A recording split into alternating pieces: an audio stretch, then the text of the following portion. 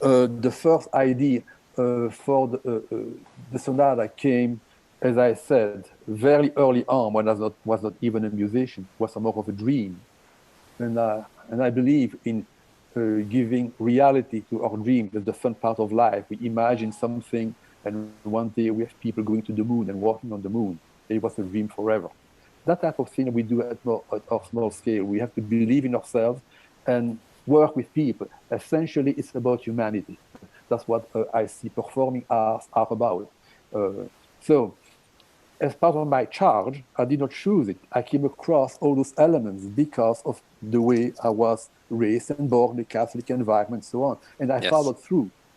And so the idea of writing a substantial piece for organ, as we know, in a way in Belgium, you refer to my Belgian origin, we are blessed to have one of the major composer for organ, César Franck, who has composed magnificent chorales and music, and he did all his career in Paris at a church called Église Sainte-Clotilde, and I hope one day to go with David Loher to the Église Sainte-Clotilde, see what it is, where César Franck did all his counts and composed all his music. But coincidentally, he was born in the city of my father. So in a way, I have ownership of César Franck, and in a way, psychologically, it is stimulating. Yes. So it led me to write a piece as substantial as that one. And I do not go through the details of what one thing happened, but somehow in the middle of writing that, and very quickly, I meant to go from the bucolic, the pastoral in the first part, to a much more substantive and pronounced and affirmative second part. But then we had the tragedy of September 11, 2001 happening. It was almost a family tragedy because we thought that one of our daughters was in one of the planes for about half a day or so. And so I decided with Carl that what I had written was not good anymore, and I scrapped everything and rewrote something much more forceful, which is the third and the fourth movement, the second part. So we go from the innocent bucolic to the aggressive, and humanity trying to reflect on what is happening to what is happening to us. And so that is the organ suite part. But at that time, Carl had asked me, "Don't you write something else?" And I started writing. But I was humbled by what accidentally I had composed. And I thought that the organ suite, the organ sonata as such, was a memorial for September 11. And really, I didn't have the courage and the honesty to say, I'm going to erase that and do something on top. And that is my memorial to September 11. So I've written small pieces for organ afterwards, but I could not do it anymore. Anyway, but as about the Ave Maria, where I went to study music, there was no vocal program. It was a choir, but really no vocal program. So composition was about instrumental music. So that lacked in my education. Obviously, as a composer, you are supposed to be curious. And so fairly early on in the 2002, 3, 4, after I composed the organ suite, I thought of, what can I do? And I'm just ignorant.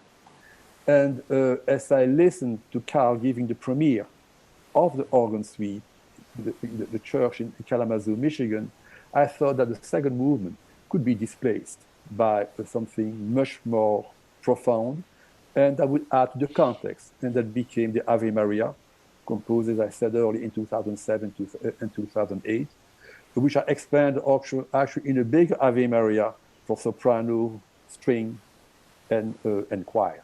But that's the story. So I try to follow very strictly the text of the prayer, Ave Maria. And when Carl played that piece, coincidentally, he was doing Lent of 2002, about exactly the same period as now. So everything, although it happens over a period of 19, 20 years, is congruent. And I think we follow, and somehow minds do merge and do converge. Absolutely. That's the story. And obviously in 2000, let's add this, Julia, if you allow me, as a piece of history. We met by chance in 2015 because our daughter lives in Washington, and Julia had moved to the area. So we met just because we were part of the same music club, okay, in downtown, and we start talking. I was curious about what she was doing as a singer. I was learning, and I started writing a whole series of cycles where that she liked. Thank you, Julia, and she performed. But at the same time, I was studying what is the voice about, and eventually it led me to write, to rewrite the Ave Maria, and then to write especially the pieces for l'oratorio Requiem for the Fallen. So everything is a continuum, and I cannot tell at what time I started writing something. And and I think that's important for people who are not, let's say, composer to understand. And at that time, I thought it was a joke. One of my composition teachers, who specialized in electronic music, actually, but he was able to write beautiful fugues, and told to the class, and I was the older student, so it was often a conversation between he and me. But he said, a composer always write the same piece. So, and it seems why talking about Beethoven, talking about Mozart, talking about Bach, they seem to repeat themselves. Sometimes it is intentional.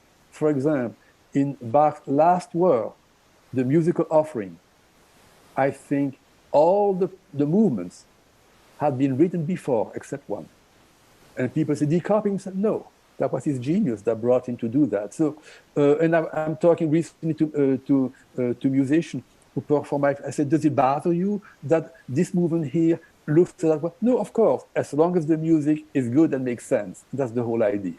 And the Ave Maria, therefore, I feel all right to say the Ave Maria, the song for soprano and organ, can entirely replace the second movement, Meditation on Friendship, for organ only.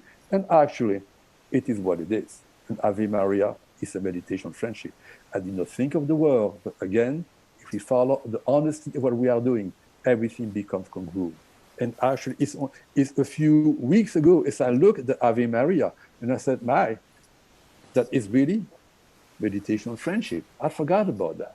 I thought it was a separate song. It was the other one to which I had to amplify the value of the melody. Anyway, so absolutely, and definitely there is always inspiration and like a build up and a continuum, as you said.